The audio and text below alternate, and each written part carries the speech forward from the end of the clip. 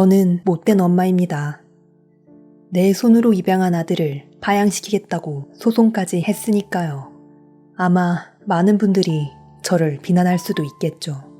하지만 제 이야기를 들어주신다면 저를 쉽게 비난하지는 못할 거예요.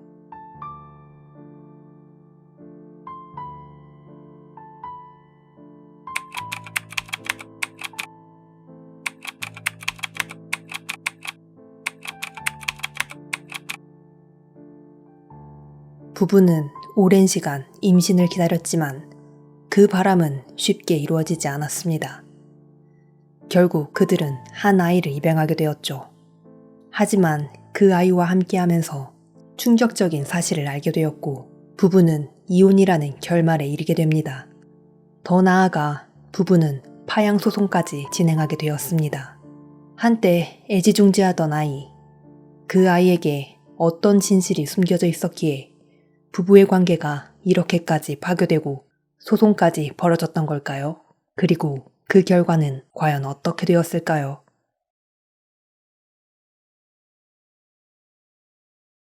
안녕하세요. 저는 이제 60대가 된 여성입니다. 저는 어릴 때 지방에서 학교를 졸업한 후 홀로 도시로 올라와 이런저런 일을 하며 혼자 살아가고 있었어요. 그러던 중 한 문구업체에 직원으로 들어가게 되었어요. 그곳에서 남편을 처음 만났죠. 남편은 그 가게의 사장님이었어요. 가게는 크진 않았지만 유통상가 내에서는 꽤 잘 나가는 편이었고 남편의 성실한 성격 덕분에 주변에서도 평판이 좋았죠. 타지에서 아무런 의지할 사람 없이 외로웠던 저에게 남편은 든든한 존재가 되어주었어요. 그렇게 사장과 직원 이상의 관계로 발전해 우리는 결혼을 하게 되었습니다. 몇 년간 우리는 정말 행복한 시간을 보냈어요. 남편은 따뜻한 마음을 가진 사람이었죠. 그는 요리하는 걸 좋아해서 항상 저를 위해 밥을 챙겨주었고 주말마다 저를 데리고 놀러 다니곤 했어요. 주변 사람들은 늘 저를 보며 남편 복이 있다고 말하며 부러워했어요. 저도 그때는 정말 행복하다고 믿었죠. 사실 저희는 결혼하기 전 출산 계획이 명확하지 않았어요. 임신을 계획하지 않았지만 결혼하면 자연스럽게 아이가 생기겠지라는 막연한 기대는 있었어요. 그렇게 결혼 후 4년의 시간이 지나면서 저희는 슬슬 불안해지기 시작했어요. 여러 방법을 시도해봤지만 임신은 되지 않았습니다. 결국 병원을 찾았고 그때 문제가 저에게 있다는 사실을 알게 되었어요. 난소기능 저하라는 진단을 받았을 때 그때부터 저는 죄인이 된 것 같았어요. 남편에게 미안한 마음이 컸어요. 산부인과의 약물치료, 한의원 치료 등 안 해본 치료가 없을 만큼 노력했어요. 그렇게 또 2년의 시간이 흘렀지만 아이는 생기지 않았어요. 그때 저는 정말로 제 자신을 원망했고 남편에게도 미안한 마음이 가득했죠. 당신 정말 미안해.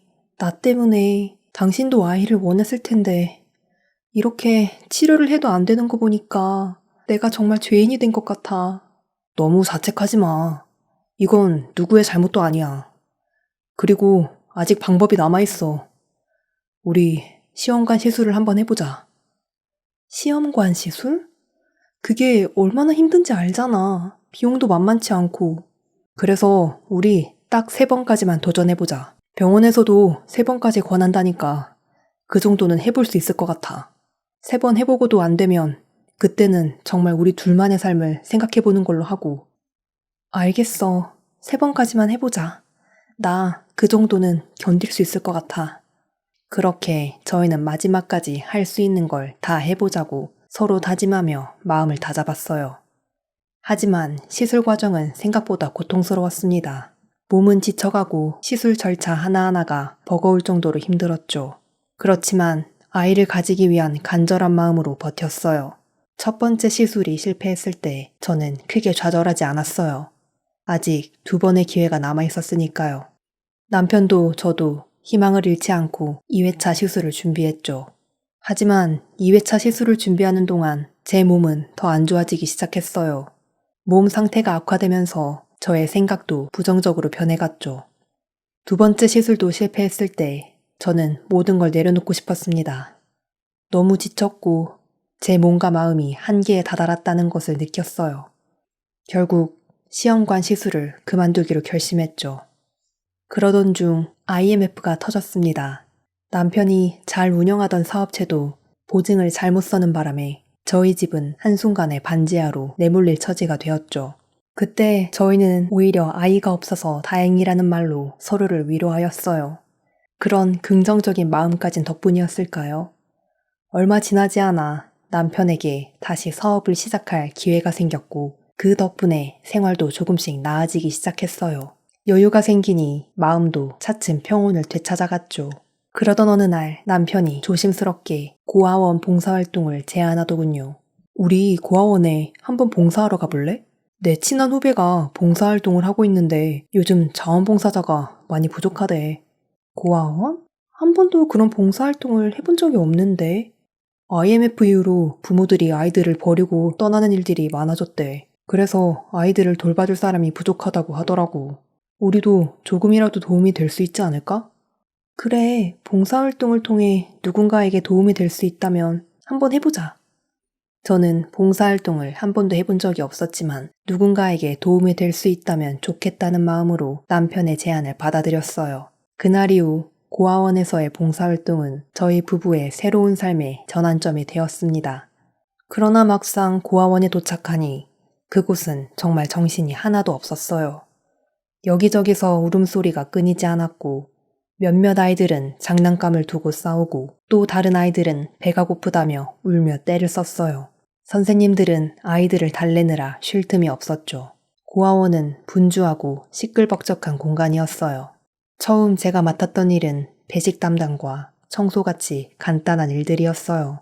아이들과 직접 마주할 일은 거의 없었지만 그저 아이들의 모습을 지켜보는 것만으로도 저에게는 행복하고 치유가 되는 시간이었죠. 봉사활동을 한 지 반년이 지났을 즈음 저는 아이들과 더 가까워지기 시작했어요. 이제는 개별적으로 아이들을 도와주는 일도 맡았고 아이들과 함께 책을 읽거나 놀이를 하면서 자연스럽게 친해지기 시작했죠. 아이들은 처음에 어색해했지만 시간이 지날수록 저를 보고 달려와 안기고 이름을 부르며 좋아했어요. 저도 점점 아이들에게 마음을 열고 그 아이들과 함께하는 시간이 더욱 소중하게 느껴졌죠.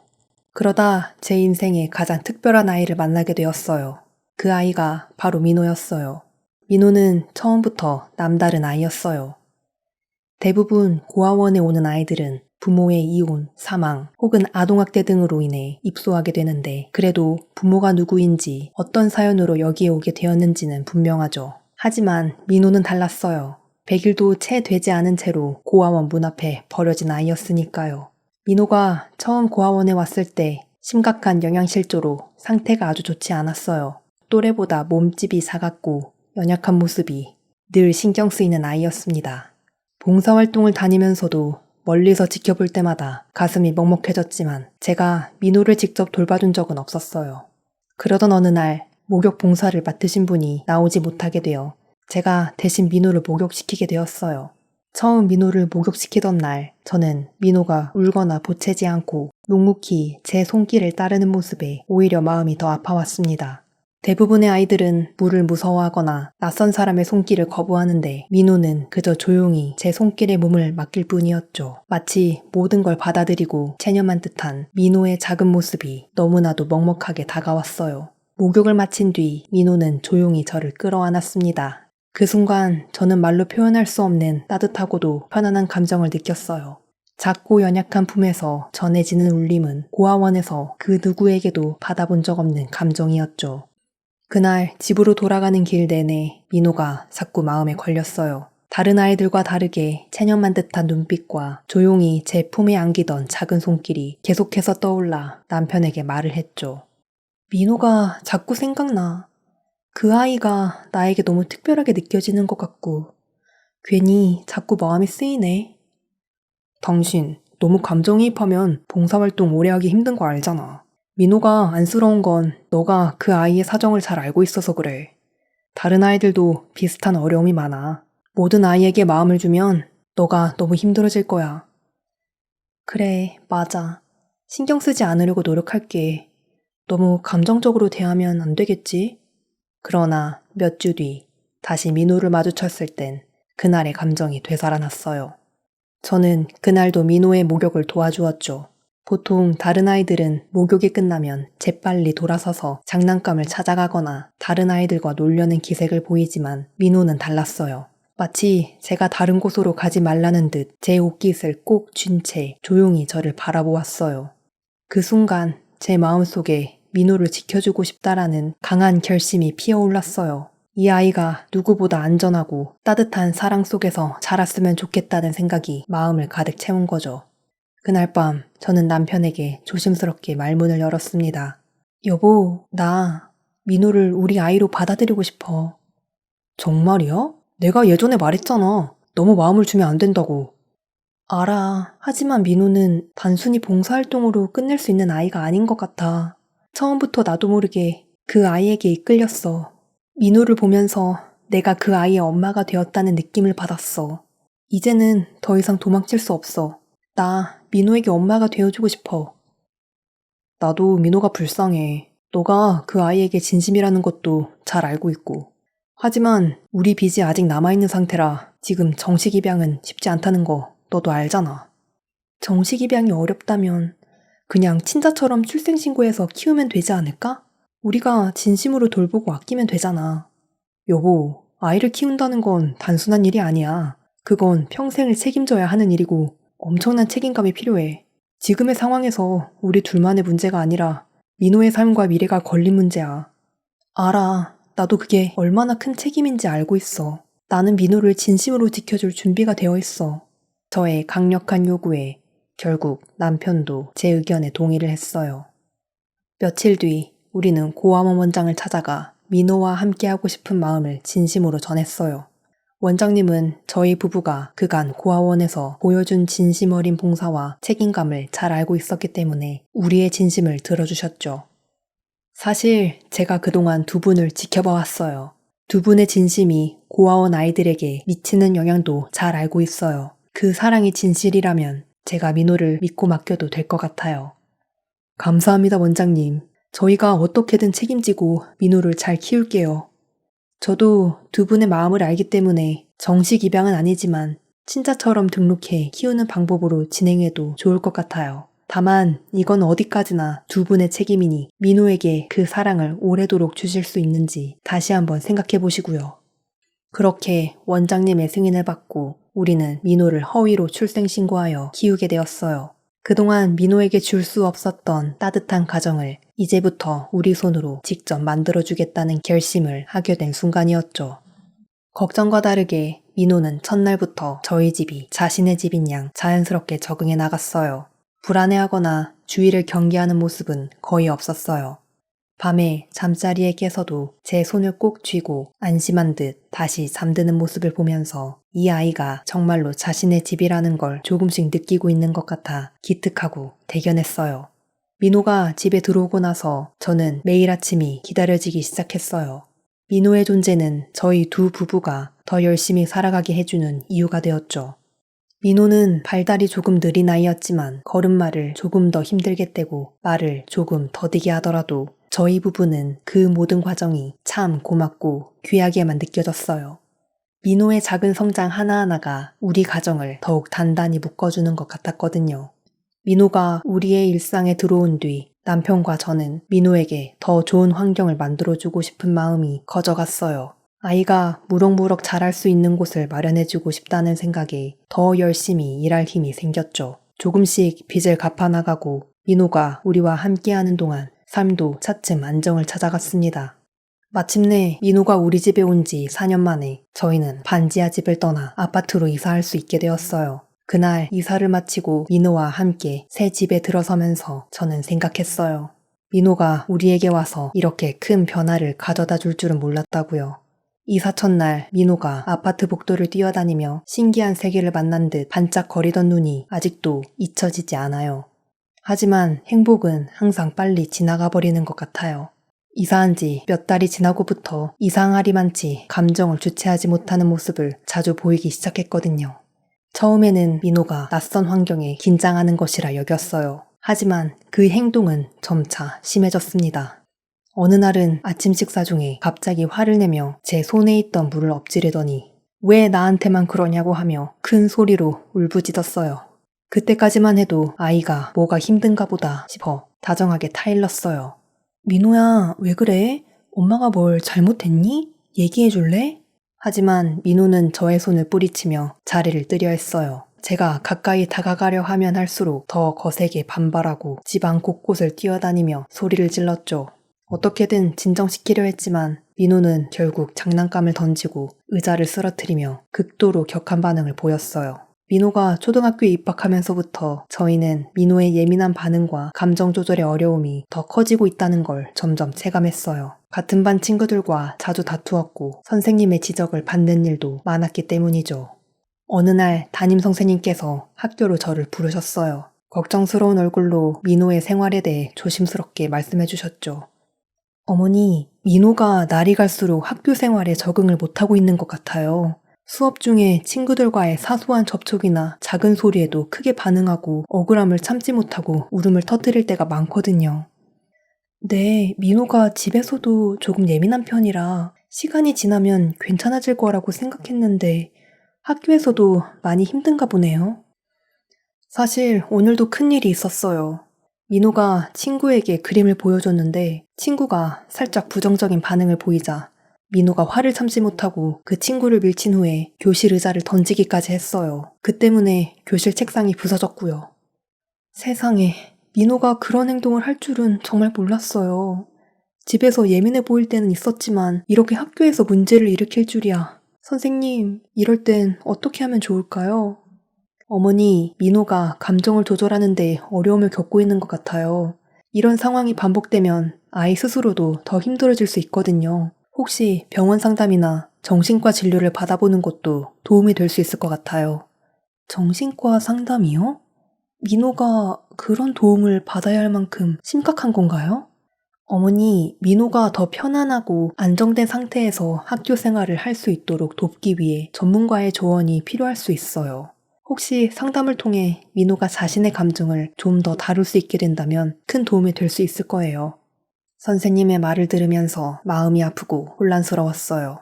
정말로 민호에게 정신과 상담이 필요할 만큼 문제가 있는 건지 아니면 시간이 지나면 해결될 일일 뿐인 건지 생각이 꼬리에 꼬리를 물며 머릿속이 복잡해졌죠.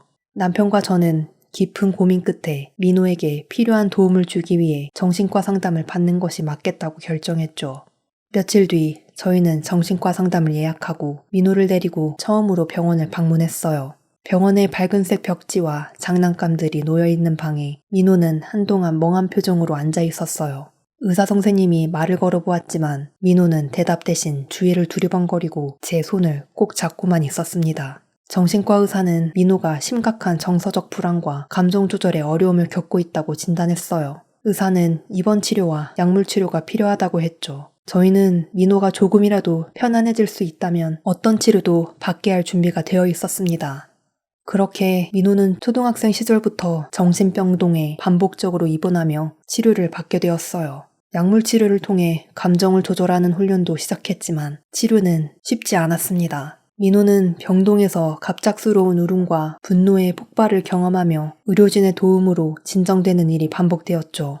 병원에서 퇴원한 후에도 여전히 불안정했습니다. 집에 돌아오면 잠시 안정을 되찾는 듯 했지만 감정이 불안정할 때마다 저와 남편에게 폭력적인 행동을 보이기 시작했어요. 특히 민호는 감정을 조절하지 못해 저의 머리카락을 잡아당기고 얼굴에 침을 뱉는 일이 자주 있었죠. 그때마다 저는 속이 무너지면서도 아이를 다독이며 기다릴 수밖에 없었어요. 민호야, 엄마가 여기에 있어. 괜찮아. 울고 싶으면 울어도 돼. 하지만 우리 손으로 푸는 건 좋지 않잖아. 조금씩 나아질 수 있을 거야. 엄마가 도와줄게. 민호가 저를 밀쳐내거나 때때로 분노하며 물건을 던질 때마다 저는 그저 조용히 곁에 앉아 다독이며 시간을 보냈어요. 민호가 감정을 조금씩 가라앉히고 진정되길 기다리며 언제나 아이가 겪는 고통이 조금이라도 덜어지길 간절히 바랬죠. 하지만 민호의 문제는 시간이 갈수록 더 심각해졌습니다. 중학생이 된 이후에도 학교에서 문제를 일으키며 선생님과 충돌하기 시작했고 감정 표현이 극단적으로 변해 친구들과의 갈등도 많아져서 결국 혼자 겉돌며 지내는 일이 많아졌어요. 그러던 중 민호가 가출을 시도하는 일까지 벌어졌습니다. 어느 날 민호가 밤중에 집을 나서 연락도 없이 사라진 거예요. 저는 놀란 마음에 남편과 함께 동네를 샅샅이 뒤졌지만 민호의 흔적을 찾을 수가 없었어요. 날이 밝도록 아이를 찾지 못한 우리는 결국 경찰에 실종 신고를 하기에 이르렀고 그때서야 민호의 행방이 파악되었습니다. 민호는 집에서 멀리 떨어진 한 낯선 지역에서 발견되었고 밤새 거리에서 방황하고 있었던 거예요. 그때 민호가 겪고 있는 고통이 단순한 불안이나 감정 조절의 문제를 넘어섰음을 직감했어요. 이 일은 저희에게도 큰 충격이었고 결국 정밀한 검사를 통해 민호의 상태를 더 정확히 알아봐야겠다는 결심을 하게 되었어요. 그렇게 받게 된 임상심리 검사에서 민호는 IQ 37이라는 결과가 나왔고 지적장애 2급 판정을 받았어요. 모든 결과를 듣고 나니 눈앞이 캄캄해졌죠. 평생 지속적인 보호와 치료가 필요하다는 설명을 듣고 저와 남편은 말없이 서로의 얼굴을 바라보았어요. 그날 병원을 나와 집에 돌아오는 길, 우리 부부 사이에는 깊은 침묵이 흘렀어요. 그동안 민호의 불안정한 상태와 문제 행동을 보며 부모로서 어떻게든 지켜줘야 한다고 마음을 다잡아왔는데 현실은 우리의 마음보다 훨씬 더 무거운 짐을 주고 있었죠. 집에 들어오자마자 남편은 지친 얼굴로 소파에 앉으며 한숨을 내쉬었어요. 이제 민호의 상태가 이렇게까지 된 상황에서 우리가 잘할 수 있을까? 우리 둘이서 잘 해왔잖아. 지금까지 포기하지 않고 민호 곁을 지켜왔잖아. 조금 더 힘내보자. 하지만 남편은 저와 눈도 마주치지 않은 채 고개를 저으며 말을 이었어요. 정말 힘들어. 민호가 이렇게 된 게 혹시 우리가 뭘 잘못해서 그런 건가 하는 생각이 자꾸 들어. 어쩌면 처음부터 우리가 감당하기엔 벅찼던 걸지도 몰라. 그 말에 가슴이 덜컥 내려앉았어요. 지금 와서 그게 무슨 말이야. 우리가 이 아이를 받아들이고 함께 살기로 했잖아. 당신이 그런 식으로 말하면 난 지금까지 뭐가 되는 거야? 내가 민호를 사랑하지 않는다는 게 아니야. 다만 이제는 나도 너무 지쳤어. 우리 둘 다 민호에게만 모든 걸 쏟아붓다 보니 내가 누구인지 우리가 왜 이렇게까지 살고 있는 건지도 점점 모르겠어. 그날부터 우리의 작은 대화들은 점점 다툼으로 번지기 시작했어요. 민호가 한 번씩 예민한 반응을 보일 때마다 서로를 탓하는 마음이 생겼죠. 제가 민호를 달래려고 다가가면 남편은 한숨을 쉬며 고개를 돌렸고 남편이 민호를 조용히 다독일 때는 제가 속상한 마음에 방으로 들어가곤 했어요. 민호가 장애 판정을 받고 난 후부터는 치료비와 돌봄 비용이 눈덩이처럼 늘어났어요. 정신과 통원치료와 약물치료는 물론 재활치료와 특수교육까지 필요해지면서 예상보다 훨씬 큰 비용이 들었어요. 저와 남편은 민호를 위해 더 열심히 일하며 비용을 감당하려 했지만 생활은 점점 빠듯해져만 갔고 우리의 노력으로 현실을 막기엔 역부족이었어요. 어느 날 남편이 고지서를 들고 한숨을 쉬며 제게 다가왔어요. 치료비와 생활비, 관리비까지 밀려있는 고지서가 여러 장 쌓여 있었죠. 여보, 이제는 민호 치료비로 쓸 여유도 점점 없어지고 있어. 저는 무거운 마음으로 고지서를 바라보며 아무 말도 할 수 없었습니다. 민호에게 필요한 치료잖아. 어떻게든 해야지. 민호를 위해서라면 포기할 수 없잖아.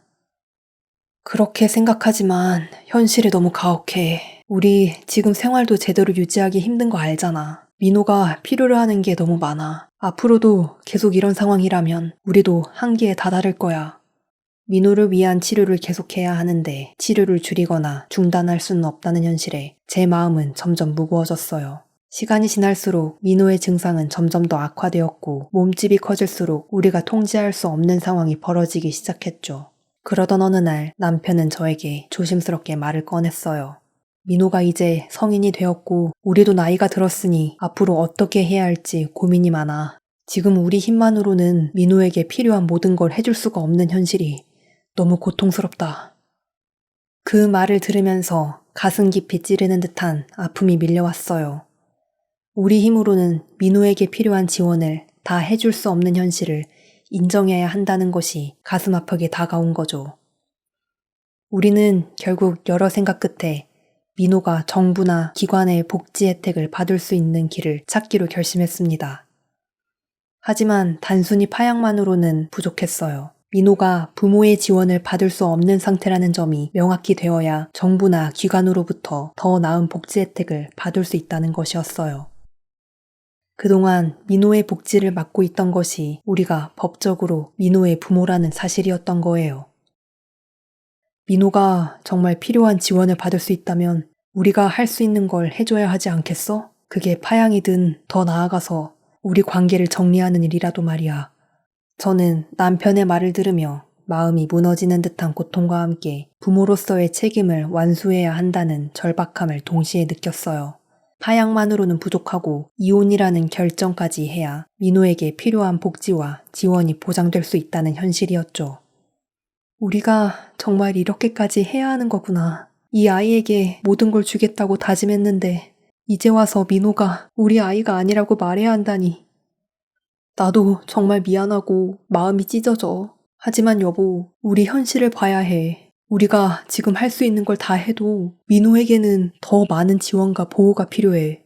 민호가 시설에서 제대로 된 지원을 받으려면 법적으로도 우리가 더 이상 부모가 아님을 인정해야 한다잖아.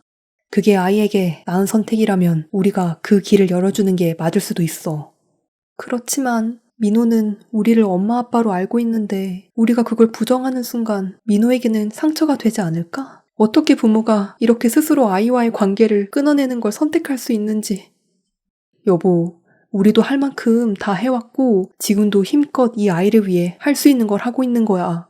민호가 필요한 걸 충족시켜주기 위해서는 어쩔 수 없는 거잖아. 만약 우리가 끝까지 지켜주겠다고 고집하다가 정작 민호에게 필요한 도움이 부족하게 된다면 그게 더 아이에게 미안한 일 아닐까? 그래, 맞아.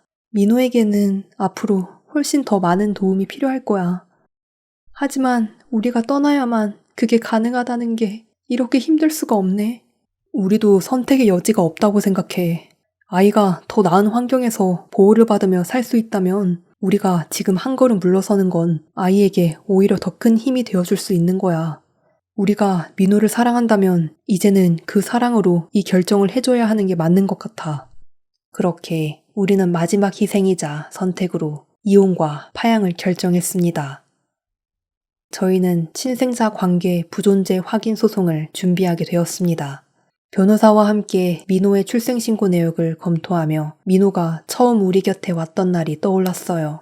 온전히 우리 아이로 자라길 바라는 마음으로 했던 출생신고가 이제 민호의 복지를 가로막는 걸림돌이 된 현실이 아이러니하고 가슴 아팠어요.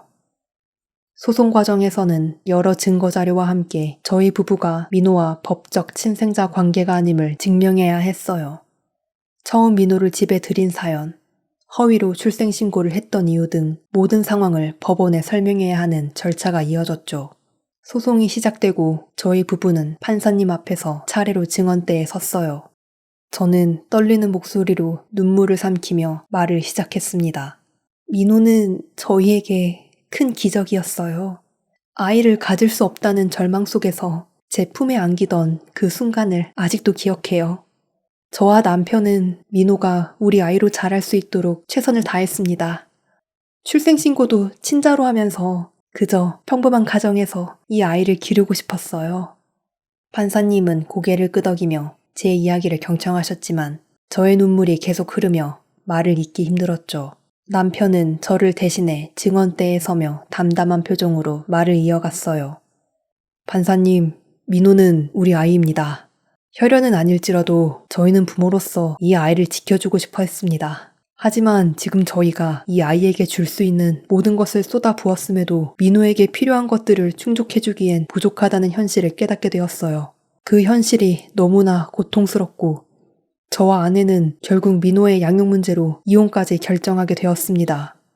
이 말을 하는 순간 저는 남편의 목소리에서 말로 다 표현할 수 없는 깊은 슬픔과 미안함이 느껴졌어요. 저희가 친부모가 아님을 증명해 민호가 필요한 지원을 받을 수 있도록 이 소송이 아이의 복지를 위한 결정임을 알아주시길 바랍니다. 판사님께서는 깊은 한숨을 내쉬며 고개를 끄덕였고 저희를 바라보며 조심스럽게 물으셨습니다. 두 분께서 민호를 위해 최선을 다해 오셨음을 이해합니다. 하지만 현재 상황에서 부부가 이혼까지 하게 된 이유가 모두 이 아이를 위한 선택이었다는 사실을 다시 한번 확인하고 싶네요. 혹여 이 결정에 대한 후회는 없으십니까? 저는 눈물을 삼키며 힘겹게 고개를 끄덕이며 대답했어요. 이 결정을 하는 동안 정말 많은 후회와 고통이 있었어요. 민호와의 시간을 떠올리면 모든 순간이 사랑이었고 우리에게 소중한 기억이었어요. 그러나 이제는 민호의 행복을 위해 이혼과 파양이라는 선택을 할 수밖에 없습니다. 남편도 제 손을 꼭 잡고 울음을 참으며 대답했습니다. 이게 마지막 사랑이라면 민호가 필요한 환경에서 도움을 받을 수 있도록 저희가 나서겠습니다. 우리 부부가 이혼을 결심한 이유도 서로가 지쳐가면서 민호에게 더 큰 상처가 되지 않기 위해서였어요. 판사님, 이 모든 과정이 아이를 위한 마지막 선택임을 알아주시길 바랍니다. 그렇게 저희 부부는 법정에서 민호와의 관계를 법적으로 부정하는 마지막 진술을 바쳤습니다. 판사님은 무거운 표정으로 판결을 내리셨어요. 본 재판부는 원고와 피고 간의 친생자 관계가 성립하지 않는다는 점을 확인하며 민호가 필요한 복지와 지원을 받을 수 있도록 판결합니다. 부디 민호가 안정적인 환경에서 지낼 수 있도록 필요한 지원이 충족되길 바랍니다. 판결문이 손에 들어오는 순간 저는 가슴이 찢어지는 것 같았어요. 민호와 함께했던 모든 순간을 마음속에서 지워내야 할 것 같아 한없이 눈물이 흘렀죠. 법정을 나서며 남편과 저는 서로 손을 꼭 잡고 민호가 더 좋은 환경에서 지내기를 바라는 마음으로 조용히 기도하며 돌아섰습니다. 판결이 난 이후 민호는 곧바로 복지 지원을 받을 수 있는 시설로 옮겨졌어요. 시설에서 전문적인 도움과 안정적인 보호를 받으며 지낼 수 있는 환경이 마련되었고 민호는 거기서 적절한 치료와 관리 속에서 생활하기 시작했어요. 민호가 시설에서 받게 될 지원이 저희가 해줄 수 있는 것보다 훨씬 더 많은 안정과 보호를 줄 거라는 걸 알기에 그나마 마음을 내려놓을 수 있었어요. 시설의 담당자는 주기적으로 저희에게 민호의 상황을 알려주었지만 저는 보고를 받을 때마다 마음이 무너지는 기분이었어요. 이제 민호가 저희 품이 아닌 새로운 곳에서 지내야 한다는 것, 그리고 그 선택이 민호에게 더 좋은 길이라는 걸 되새기면서도 끝없는 미안함과 죄책감이 밀려왔죠. 시간이 지나면서 민호에 대한 소식을 점점 덜 받게 되었어요. 민호가 그곳에서 적응해 나가고 있다는 소식은 다행이었지만 한편으로는 저희가 더 이상 민호의 일상과 삶에 함께하지 못한다는 사실이 참담하게 느껴졌어요. 세월이 지나면서 민호의 모습이 문득문득 떠오르고 그리움이 밀려올 때마다 제 마음은 여전히 아이 곁에 있는 것처럼 느껴지곤 해요. 어디에 있든 민호가 사랑받으며 지내길, 따뜻한 누군가 곁에서 이 아이를 지켜봐 주기를 간절히 바라고 있을 뿐입니다. 그리고 이 아이의 삶이 평안하기를 기도하면서 저도 제 삶 속에서 다시 작은 행복을 찾으려 노력하고 있어요. 결국 이 부부는 아이가 친자식처럼 자라길 바라는 마음에 허위로 출생신고까지 하여 입양했지만 마지막엔 파양이라는 고통스러운 선택을 하게 되었습니다. 이 선택이 정말 옳았던 걸까요? 그들이 민호를 위해 다른 방법을 찾을 수 없었을지 이 이야기는 우리에게 감정과 도덕의 경계에서 끊임없이 고민하게 만듭니다. 사랑했기에 선택한 이별, 그리고 더 나은 미래를 위해 스스로를 지운 부모, 부모의 사랑과 책임이란 무엇인지, 진정한 헌신이란 어떤 의미인지 깊이 생각해보게 됩니다. 지금까지 인생 판결이었습니다.